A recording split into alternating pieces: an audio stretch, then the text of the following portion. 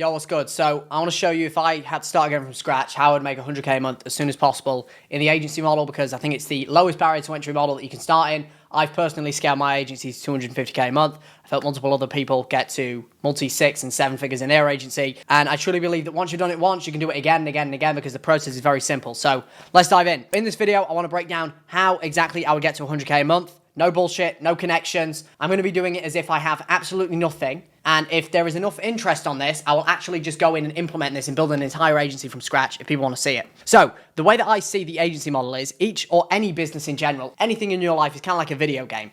At each level or revenue milestone, say 5, 15, 30K, 60K, 100K, there is a new devil. So new level, new devil is what they say, right? And at each new level, there's going to be a new dragon or a new devil that you need to slay.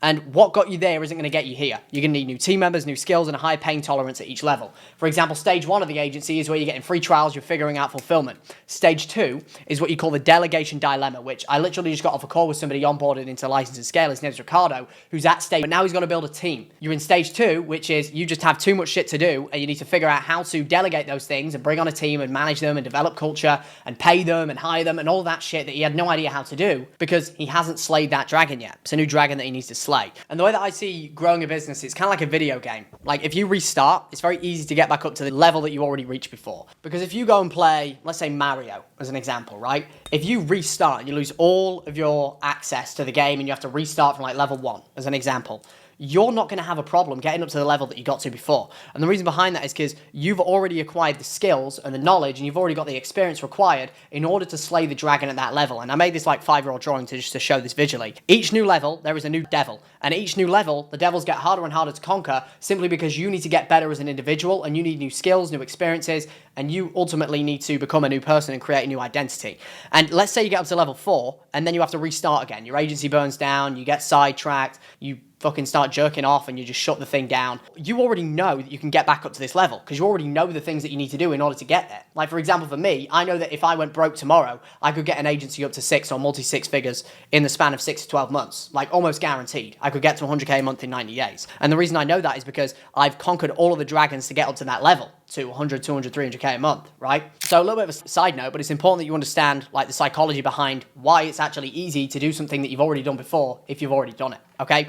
So first thing that I would do is I would pick the right vehicle. First and most important decision is picking the right niche, or as I like to call it, the right vehicle. So the way that I like to think about this is, let's say you want to travel 100 miles, right? You could walk, bike, drive, or fly.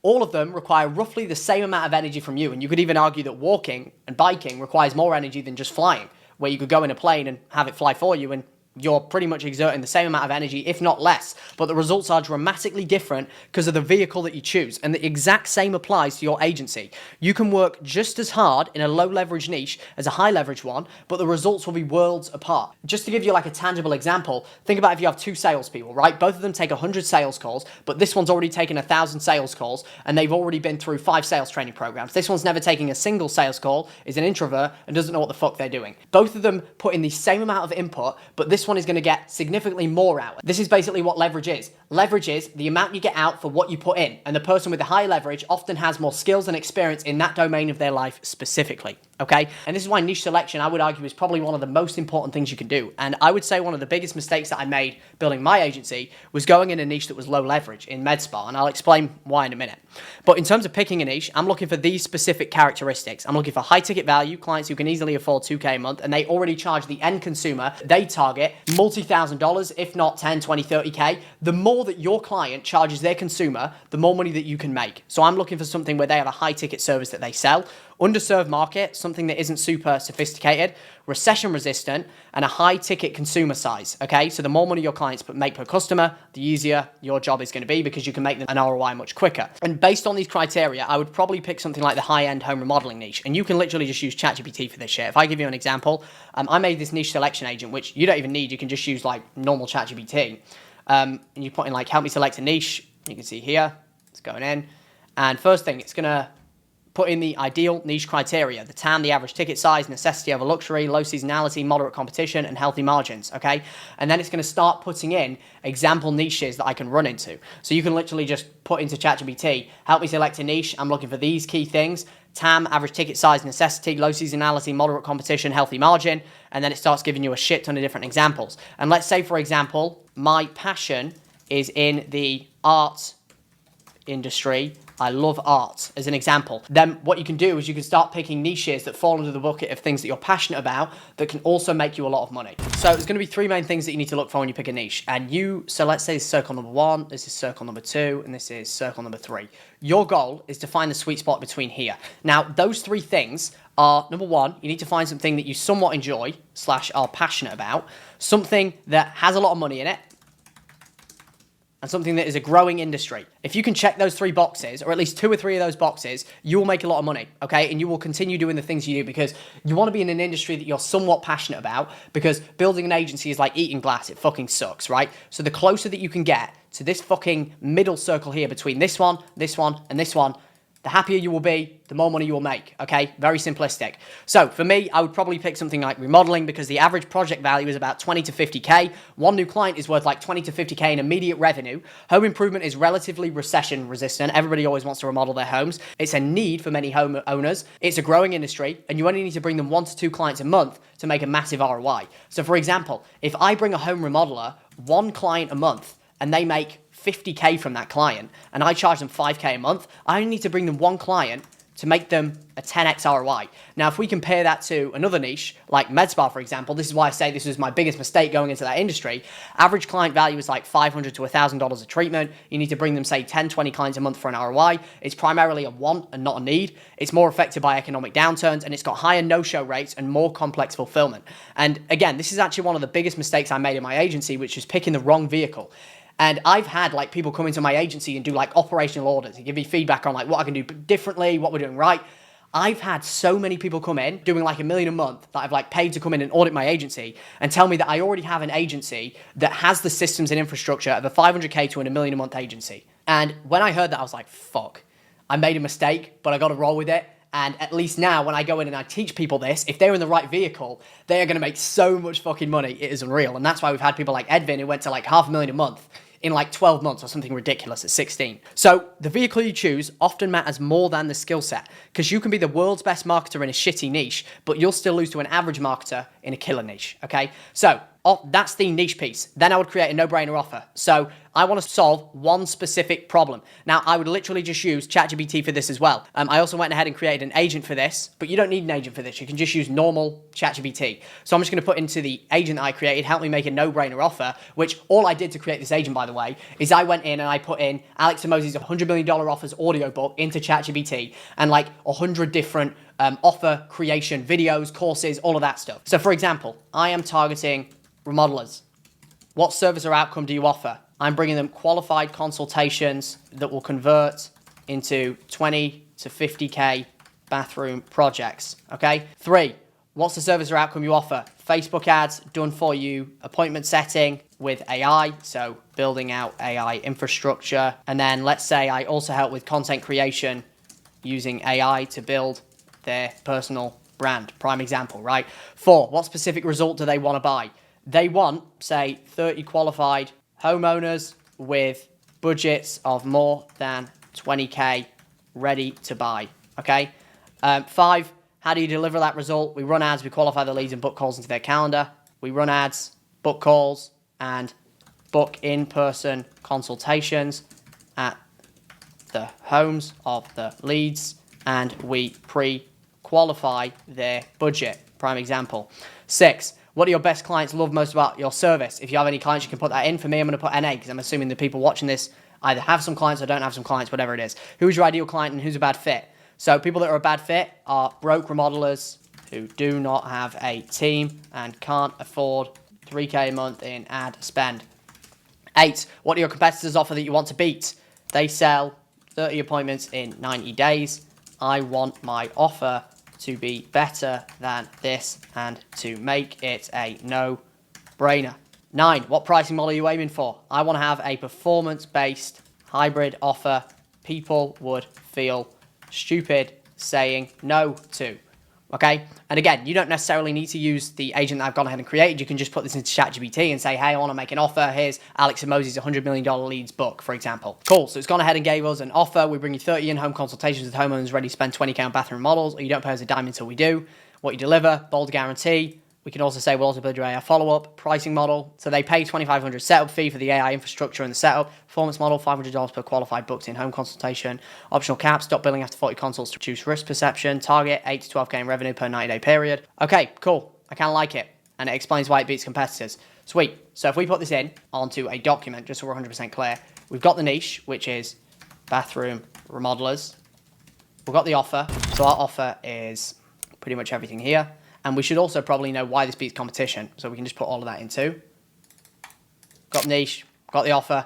Cool. Next step. After that, then what we're going to go ahead and do is we need to start signing clients. So now, how am I going to get my first 3 clients with no social proof, which is where a lot of people get stuck? 1 or 2 things that I would do. Now, one option is if you already watched my video on the partner flywheel, which is where you can identify suppliers in your industry that you can partner with and offer free trials and pretend as if you've got experience, right? Sometimes you got to fake it till you make it. And to be honest with you, I faked like 4 testimonials when I first started. I got friends to record them, not going to lie. And I'd be lying if I would argue you shouldn't do the same. I think you should. So what I'd do is I'd identify suppliers in the home remodeling industry, companies that sell cabinets, countertops, fixtures, and I'd essentially outreach them and offer 3 of their best clients completely free, 30 days to show what's possible. I'd run all their ads completely for free. The main goal in the initial stages for your first 3 to 5 clients is to crack fulfillment. It is not to make a bunch of money, okay? I would simply just want to crack fulfillment and figure the fuck out how I'm going to get my clients results.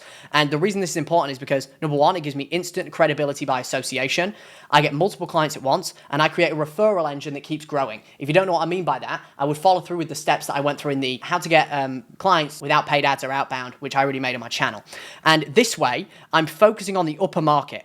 And when you capture the upper market, meaning the highest point of the market, it's very easy to work your way down, right? Because if we think there's a pyramid in every single market, like so.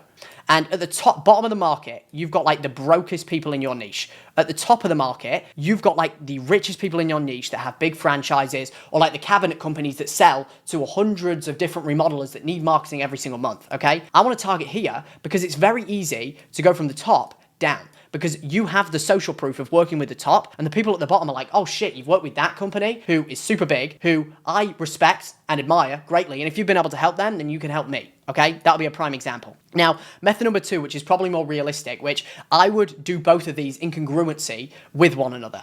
So another thing I do at the same time is I'd immediately launch paid ads offering a pay-per-job model where I can get my first 2 to 3 clients. And if I didn't have the money to launch paid ads, I'd do one of 2 things. I'd get a sales job in a similar niche to learn the process, get good at sales, and stack 10 to 20K, or I'd scrape leads using something like Clay AI, and I'd do cold SMS blasts to remodelers offering the papered project model. Now, the offer that I would run here, very simple. I would literally just say, I only want to get paid $200 per job I bring you that's qualified. And I wouldn't take a setup fee, and I'd make it a no-brainer offer. Now, when I go ahead and go to these people, one of the common pitfalls that people fall into is they go to them, they're like, yeah, I'm just starting out. I just want to learn. And basically what you're telling the remodeler is, I'm going to waste your time and your money trying to figure the fuck out how I'm going to make money in the future. The way that I would frame this is I would go to them and go, look, we don't currently have a remodeler in X location. We're really looking to build up a network of remodelers in every location. And we're looking for 5 to 10 core case studies in every single state. We do not work with somebody in Texas. We want to work with you. We want to blow your shit up. And then with hopes that after that, you're going to want to continue paying us and you're going to refer us out to other people. But John, I'm only going to do this. There's only one exception. If you're going to refer us to people after we get your results. Can you do that for me? And that puts you in a way better place of authority than you going to them and going, oh, John, I just want to run a 30-day trial because I'm starting and I've never done marketing before. Marketing for local businesses is so fucking easy. Fake it till you make it, my friend. And again, this is controversial advice, but I'd be lying to you if I said I didn't do the same thing. When people used to ask me, have I done this before? I used to lie and say, of course I have. Yeah, I've worked with a shit ton of med spas. I'd never worked with anybody. I'd fake testimonials, okay? Again, bit of a gray area, but I would recommend that you do it, fake it till you make it. So, key with all these methods is removing the risk for the client and demonstrating value before asking for money. And my goal is not to make a shit ton of money from these clients. It will be to get them amazing results so I can do 3 things. get some testimonials to leverage in my front-end marketing and sales process, sign on a referral partner, so if I had a lead on the fence, they'd speak to them and tip them over the fence if I need to, and crack fulfillment. And very easy, the way that I would do this is I would get somebody killer results, I'd bend over backwards to get them incredible results, and then after that, say 30 days in, 60 days in, I'd reach out to them and literally just say the following via text, or I'd do it over a call. Super quick question, seeing as you've been crushing it over the last couple of weeks, which I'm super happy to see, I'm wondering if you'd be open to doing a quick video testimonial just based on your overall experience with support, communication, performance. No worries if not. As you know, with us being a small business, online reputation is huge and it helps us more than you can imagine. I won't send anything without your permission, of course, let me know, thanks. Once they give us permission, we pitch them to book a call, we get on a call, we do a client interview, and then I can leverage that client interview in my sales process by showing people it moving forward on the sales call. Then what I would do is I would go ahead and push for a little bit more, and I'd see if I can create a referral partnership. This is what I was referring to the sign on a referral partner. Now, the benefit to having somebody like this in your pocket is if you've got somebody on the fence and they're a little bit skeptical, you can have your referral partner call that lead and sell them for you. And the way that you do that is you give them aligned incentives. What you can also do is you can have their phone number in your sales process where you can say, hey, if you want to speak to one of my clients, you can literally just give them a call. Here's their number. Another thing you can do if they're open to it, which we actually do and it's helped us immensely, is you can even have your best clients on standby. With, say, we get on the phone with somebody who's a really good prospect, we'll have our best clients on standby who can jump on the Zoom and literally say, hey, I'm in my med spa right now. These guys are crushing it for us. Huge authority, and you will close so much more people when you do it that way. So what we do to get a referral partnership is we say, also completely shot in the dark here, man, but we had a handful of remodelers who were on the fence about working with us, and they've asked if any of our clients would be open to giving some open and honest feedback. Just thought I'd see if you'd be open to being a contact point for those people on the fence, and in return, I'll give you $300 for every person you speak to that signs up. It'll be a 5-minute conversation max. Who would say no to that? 5-minute conversation, $300. All they need to do is go, yeah, using these guys, fucking great, crushing it. That's it. You've made a sale, okay? And then another thing is crack fulfillment, which naturally, we're going to get into in a minute, but you're going to figure that out as you go along. And then once I've checked 2 out of 3 of those boxes, I've got 3 testimonials, I've got a referral partner, and I've cracked fulfillment, I'd then start to gradually increase price. So I'd start charging up front, $1,500 a month plus commission, $2K a month plus commission, $6K to 90 days, I'd start selling PIFs, and then $7K to 90 days, and so on. Because the more money you can collect up front, the more you can invest in ads. And it is like a big engine that you can just put more fuel on the fire, right? I'm going to create like a 5-year-old drawing because my fucking tablet is broke right now, but I'll just give you an example of what I mean by that. So let's say you spend 1.5K to acquire a client. That is your CAC, right? And from that point, you then have the client with you. And let's say initially they pay you 1.5K. If they immediately pay you 1.5K as like a setup fee, SF, you immediately waive your price, right? But let's say instead you make 7K here up front, you then have a net gain on the front end of 5.5K. Shit, my math is off. Oh my days, my drawing is terrible. You have a net gain of 5.5K. And what do you do with that 5.5K? You fucking put more fuel on the fire, my friend, meaning you increase your ad spend and you sign more clients and you make more money. Once you're putting $1 in, you get $5 out. Paid ads can be a predictable lottery if you launch them and set them up correctly. And if you can make more money on the front end than you spend on the front end to acquire the client, then you can just keep pumping more money back in. And everything in lifetime value, meaning everything you make after that point in month to month or retaining the client, is just bonus points. Easy money. And the way that you do that is by simply just building a good product and listening to your customers. It's very easy, okay? So, setting up my fulfillment system. Once I had my first clients, I'd need to deliver results fast. And in terms of how I do that, first thing, the ad strategy. Home remodelers, I'd focus exclusively on meta ads because it's easy to get an ROI. I'd spend an hour or so on the Facebook ads library modeling what competing agencies are running for their clients, and I'd just model that. I'd find the best remodeling agencies in the industry, I'd find their testimonials, I'd find their clients from those testimonials, and I would funnel hack the shit out of them and find out what the hell they're doing. So if I give you an example of this, I'll literally go to my fucking agency and funnel hack myself to literally show you how easy this is. And again, this is a gray area, but it's what the best people in the industry are doing that they don't tell you they're doing. So for example, if we go to who we serve, you can see a bunch of my example testimonials, okay? So give you an example. We've got this client here, Beauty and Grace Aesthetics, right? So I can literally just go to the Facebook ads library like so. I go ad library. And once you've found a testimonial from a competitor of yours, you can go to the ads library, like so. You can go Beauty and Grace Aesthetics. Okay, click on this. Sweet, found their ads. Sweet, see they're running a lead form because it says facebook.me. I've now got their ads and I can just replicate what's working. Very simple. And then I can just look for ads that have been running for more than 7 days. This ad has been running for 34 days. Clearly it is working. Then I can also see the landing page that they are using for their clients. And then I can opt in on their ads and see the nurture process that they're using and the booking page and what happens after they book. I can pay the $25 deposit and see what they have in the entire funnel. This is a prime example of how fucking easy this shit is, okay? So that is exactly how I would crack fulfillment. I would just replicate what my competitors are doing, and then I would figure out the rest after that. And what I'd be looking for in the ads is ads that have been running for over 7 to 14 days. I'd then compile a swipe file of everything they're doing to model later. So what I'd do is I'd make a document or a Google Drive with funnels from competitors, nurture sequences, call scripts when they call me if they have a call center, so I can replicate that process. And what I'm essentially doing here is leveraging their spending power. And that's what the ad library is for. You can get people that are already spending money on ads, look at their ads, replicate the ones that are winning, meaning the ones that are already been running for a long period of time, especially if an agency's running them, you know they're working. Same as their nurture processes, their call scripts. If they have 100 plus clients, they're crushing it. They've got a proven process. So just leverage their spending power, leverage the time that they have spent to figure it out, and use it for yourself, okay?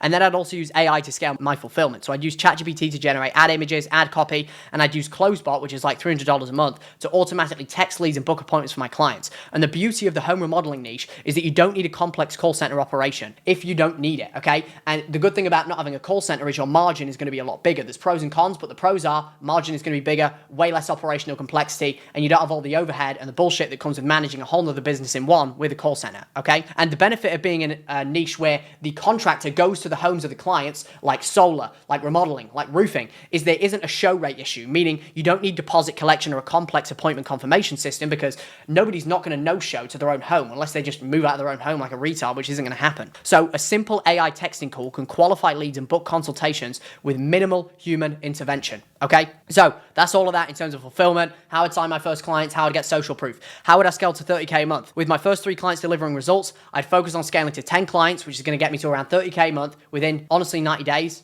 You can get there in fucking 30 days. It's easy. So first thing I would do is I'd scale my ads. I'd scale my B2B ads to be spending a minimum of 100 a day. And I'd start adding my new social proof in all my front end marketing. I'd add my testimonials in my ads, in my funnel, on my thank you page, on my thank you messages. I'd then dial in my sales system. With consistent lead flow coming in, I'd create a standardized sales process. I'd add qualifying questions on my sales funnel to filter out tire kickers. Chances are at this stage, as you scale your ad spend using a lead form, you're getting a bunch of shit leads in your ideal client profile. I'd then start adding qualification questions that filtered out people that weren't the right fit, so I could start going for better business owners, okay? People that are going to be more likely to stay, more likely to pay me more money, and ultimately more likely to close, okay? I'd then create a standardized presentation showing my process, my results. I'd have an objection handling script for common concerns, and I'd implement follow-up sequences for prospects who don't convert immediately. And you can do this in Go High Level by setting up automated messages. At this stage, again, I would gradually increase my pricing, and I'd continue to increase price until my close rate dipped below 25% and my upfront cash below 40%. If you don't know what I mean by upfront cash, for example, if you charge $10,000 for your products and you're collecting 5K upfront, on average, you have a 50% upfront cash collected. And a rule of thumb is if your upfront cash is above 50%, you usually can increase price, okay? That is typically the rule of thumb for increasing price. I'd then hire and train a black hat VA. As I get up to 10 clients, my attention is going to be spread very thin, and I'm going to be spending a lot of my time onboarding clients and doing low leverage shit. And this is where I would hire a VA to delegate low leverage activities that don't move the needle forward in my business. And this would allow me to buy back my time and continue to scale the ads. And when hiring this person, I'd list out everything I want them to take on and make an SOP breaking down every step on how to do it following the 3D process. So all I would do is I would make a document like this, which I've already got as a template. I would go in and I would do a time audit for a week, and I would list out all the things that are low leverage that I'm doing. Chances are, if you're at this stage in the agency, it's called the delegation dilemma. I just onboarded somebody into our license to scale program called Ricardo, who's doing the same thing. He went from like 5K to 25K, and now he doesn't have any team members and he has too much shit to do and he needs to delegate. So I said, conduct a time audit, do it for a week, figure out the lowest leverage shit you're doing. What you want to do is put $1 per hour assignment to each task. For example, changing a client's landing page, $7 an hour task. Plays to my strengths? No. What am I going to do with it? Am I going to delegate, eliminate, automate, or am I going to do it? For example, I'm going to onboard call with clients for now because that's high leverage as opposed to changing a client's landing page. Priority, and then difficulty level to delegate, eliminate, and automate. The things that are the lowest dollar per hour and the lowest level of difficulty to delegate, meaning it's easy to delegate, I'm going to immediately get rid of because that's going to allow me to buy back my time, okay? And when hiring this person out, again, I would list out everything I want them to do and I would follow the 3D process. That 3D process is first thing you're going to demonstrate, then you're going to duplicate, and then you're going to delegate. What I mean by demonstrate is you're going to do one of two things. You're going to get on a call with them and show them how to do the thing that you want them to do, or I'm going to record a Loom with a Google Doc showing step by step what they need to do, okay? That's going to be one or two things that I'm going to do. Either or works. The second option is going to be more time efficient. Duplicate. Then what I'm going to do is I'm going to get them to do the thing 2 to 3 times, and I'm going to audit it and give feedback. And once I'm confident that they've got the task, I'm then going to delegate.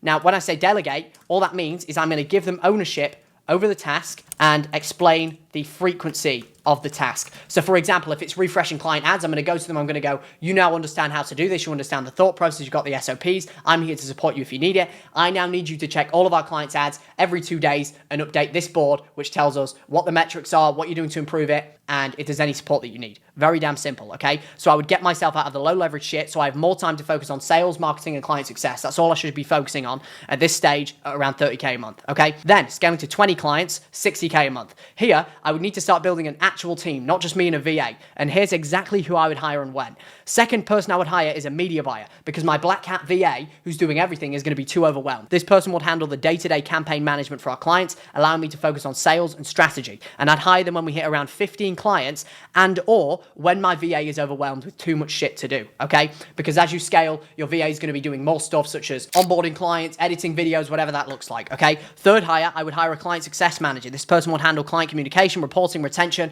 so I can get out of client success, client communication early. Therefore, I can then still focus my time and attention on sales and marketing, because that is the highest leverage thing that you can do as a business owner, which is the bloodline of your business. If you do not focus on the bloodline of your business, it will fucking die, okay? This is why sales and marketing is so important, and we sell before we build. I'd hire them when I hit around 15 clients, and I'd structure their compensation around retention metrics. With these two key hires, I would be more than comfortable managing 20 clients, 60K a month while working reasonable hours, and I should still have an 80% profit margin, if not a little bit more. In terms of the compensation for the CSM, I'd give them around a 3.5 to a 5K base. I'd probably go on the upper tier of this because I want somebody really good that I don't have to babysit, and then I would give them commission on churn. I would say sub 10% churn, you get an $1,000 bonus. If you get, say, a sub 5% churn, I'm going to give you a $2,000 bonus.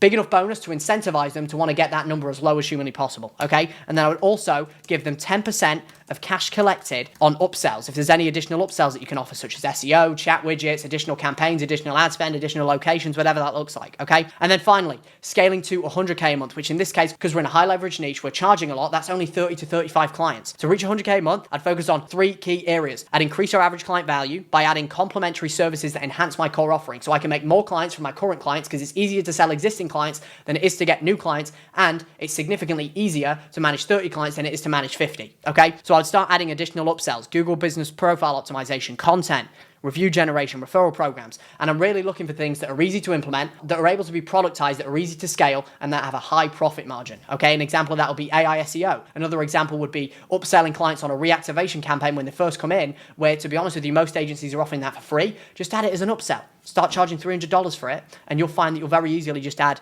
$300 in additional profit to your bottom line, okay? And these add-ons could increase client value from, say, $3,500 a month to $5K a month. And I'd rather do this than continue growing my client base, because it's easier to manage less clients who pay way more. If we can put all of our clients up to an average retainer of, let's say, from 3K to 4K, if we do the math here, that means I'd need 25 clients to get to 100K a month. And if I can get that up to 5K, I'd need fucking 20 clients. 20 clients for 100K a month. And you need a very little team to do that. Very easy. I'd also focus on improving retention. Now, at this period in time, you need a 90-day success plan for new clients. I would map out our client journey, all the problems they face at each stage, how we're going to upsell them, etc., etc. I'd have monthly strategy calls, quarterly business reviews, and an early warning system for at-risk clients. This is where you're going to start implementing basic tracking systems. You need to start tracking things like churn. You need a project management system to see what your CSM is doing when they communicate with clients, how they communicate with clients. You need ticketing boards for your team. This is where things get a little bit more operationally complex, because you actually need to build a real fucking business here. You need real tracking systems. You need finance audit. You need a finance tracking system.